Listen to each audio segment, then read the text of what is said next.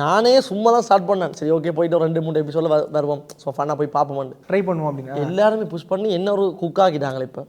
எனக்கு டஃப் கண்டஸ்டன்டாக இருக்கீங்க. எனக்கு குக்கிங்கில் ஒரு அப்படின்ற மாதிரி ராஜா அந்த மாதிரி ஆகிட்டு. ஏன்னா ஓகே நான் சமைக்க முடியும் இப்போ என்னால். முதல் டிஷ் என்ன வீட்டில் ட்ரை பண்ணீங்க? அப்போ அம்மா சொல்லி கொடுத்தது எல்லாரும் சொல்லி கொடுத்தாங்க அப்படின்னு சொன்னீங்களே, எது வீட்டில் முதல் ஃபர்ஸ்ட் டிஷ் வீட்டில் ட்ரை பண்ண? ரிசோட்டோவா?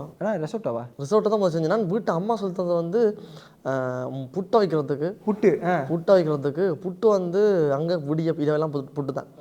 புட்டை வைக்க சொல்லி தரக்குள்ள அதில் என்ன சிரிப்பு பண்ணால், இங்கே வந்து புட்டு மா இருக்குல்லே, புட்டு மாவை போட்டு அப்படி அவிக்கிறது. அங்கே வந்து சுடுதண்ணியில் குழச்சி கொத்தணும்.